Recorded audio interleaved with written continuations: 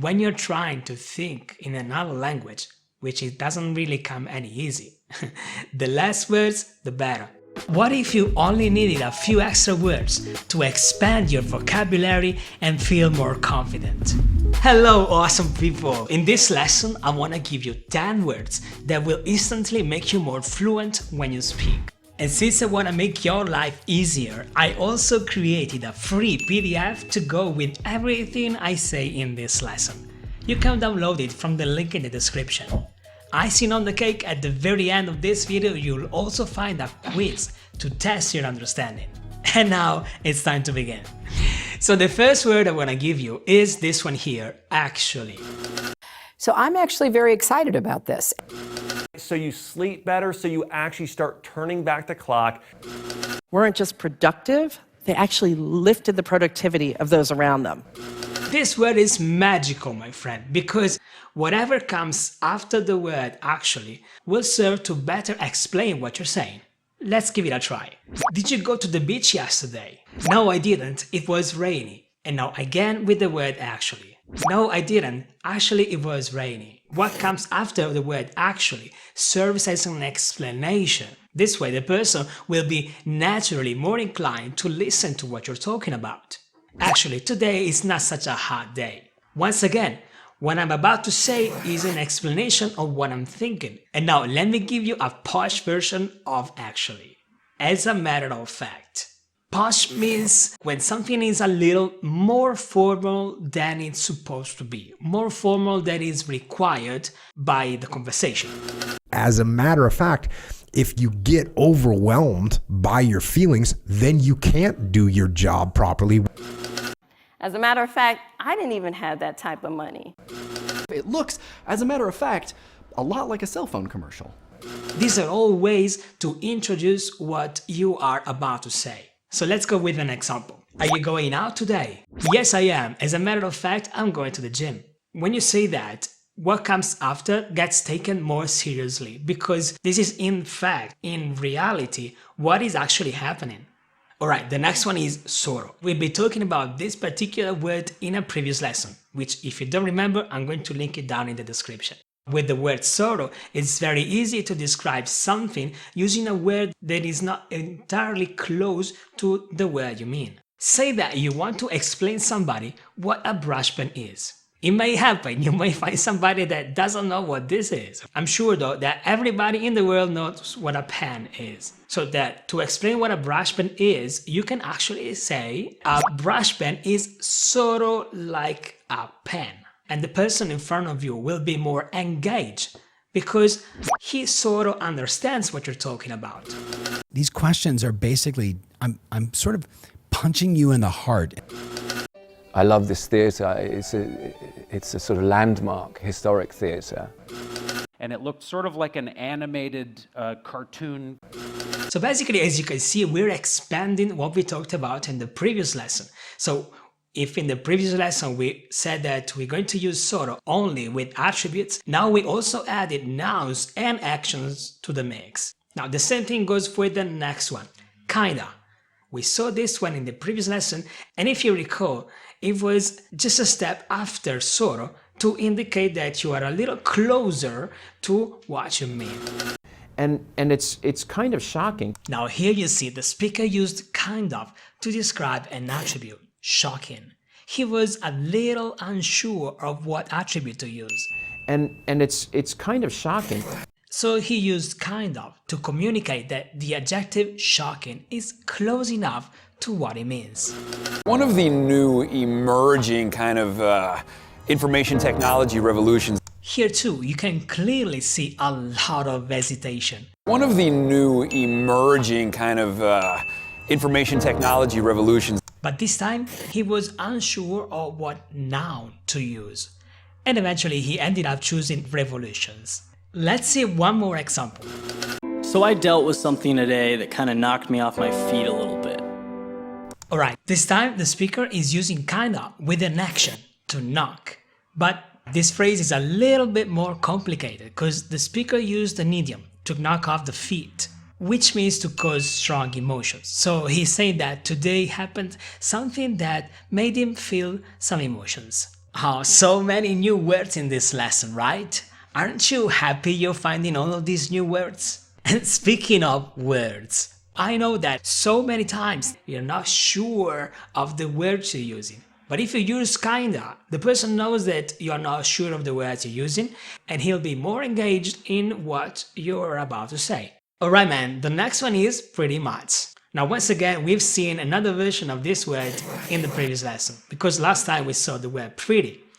And the word pretty only works with attribute, alright? So that is pretty interesting, pretty beautiful, whatever the attribute is. But when you use pretty much, you're going to use it with nouns, actions, and everything else. And as you can see, this pretty much makes you very close to what you're talking about. If you take the action away, it's pretty much useless. This is a perfect example of how to use it with an attribute. In this case, useless. You see the hesitation in his voice as he's trying to find the words. If you take the action away, it's pretty much useless. And then, bam, the word pretty much comes to save the day. By the way, do you like this new style of content? If you find it useful, please let me know down in the comments so I will continue making stuff like this. Also, if you find value in these videos, subscribe to my channel, as for me that's an indicator that I'm really helping you become more fluent, which is the entire goal of this channel. Alright, time for the next example. I'm using pretty much every utensil we have in the studio. This guy is using pretty much everything he has. This is really clear as he's trying to describe how many utensils, which is another word for tools, he is using at the moment. Because I pretty much only feel comfortable when I'm around you. This one, on the other hand, is trying to explain an action, to feel, and he is using pretty much to underline his honesty. So now you understand pretty much what I'm talking about, right? And the next one is you know. You know is like short for do you know what I mean? It teaches you a little bit about everything, politics, religion, society as a whole. That sounded like magic, That's all you need, It's not really meant to ask the person or to verify if the person is understanding, but it's just almost like a filler word or a word that you put into a sentence just to make it fuller and just to get a little more rapport with the person. Today I'm a little tired, I'm not comfortable here, there are just too many people. Last month we went out with some friends and this is what happened. This at the end of the phrase makes you part of the conversation and you feel involved in what I'm saying. Now the next one is just so you know. And this has nothing to do with the previous one. When you say just so you know, means that you want to say something to the other person so that the person understands it. Just so you know, people of all age groups from 193 countries around the world watch Marie TV. You're nerds, by the way, just so you know. So just so you know, they may say something, they may not. Every therapist is different. Now we can see the last three words together. Gonna, wanna, gotta. Now I took a long time, as I was learning my English, I took a long time to starting actually using those words. I was just afraid of misusing them, so I just preferred to use the regular version. But I'm telling you now that they are really useful and no, you're not misusing them. You can use them literally all the time. Not only will they speed up your conversation, but you will also result more natural when you speak. I'm gonna go lay on the couch and watch TV. Alright, so gonna is the abbreviation of going to, and together with the verb to be, is used to communicate your intention to do something. Because of this very specific need, using 4 separate words is really time-consuming. And not to mention the confusion. This, for example, would sound like, I am going to go lay on the couch. Too many similar words, they're only gonna make your communication less effective. Here are a few more examples. Oh my God, I'm gonna save this guy. There's gonna be a double shot of videos this week. Because I want to make sure that they're all equally prepared. Wanna is the abbreviation of want to. The verb want carries the image of a desire, something you kinda need. These two words are often abbreviated to facilitate your communication and get faster to what it is that you want. So now we want to look. How many people do I want to have served in my life? Honey, I gotta ask you something. Gotta is the abbreviation of got to, which is another way to say have to. It expresses the need to do an action, like I have to go or I have to press the like button. That's right.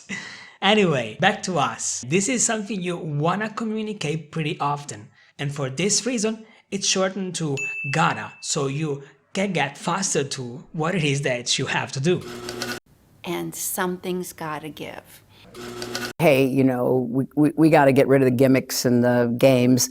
So as you can see, you can really use them anytime. You wanna use them all the time. Actually, you gotta use them all the time. This way, you're gonna feel more relaxed when you speak. When you're trying to think in another language, which it doesn't really come any easy. The less words, the better. Try to be natural and try to use these words in a very casual way. Instead of saying, I want to go out, say, I wanna go out. I have to go, I gotta go. I'm going to grab a bottle of water, I'm gonna grab a bottle of water. You will benefit as much as anyone else that is listening to you. And now the vocabulary challenge. You wanna describe a rotating chair, but you only have in front of you this kind of chair. What word do you use?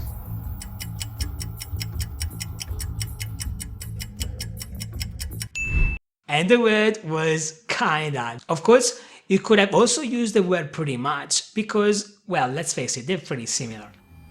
You want to explain that you are tired because you worked a lot.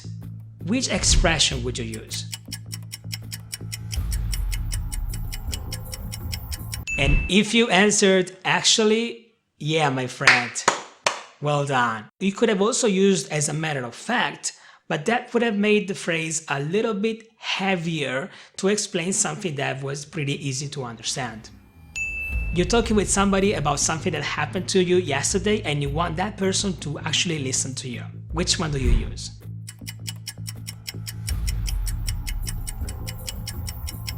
And if the answer was you know, you got it, my friend. Awesome. If this lesson was valuable to you and you want to see more, don't forget to subscribe to this channel. Every week I post an awesome video specifically designed to make you more fluent. And if you haven't watched my previous videos, go take a look right now. Cheers.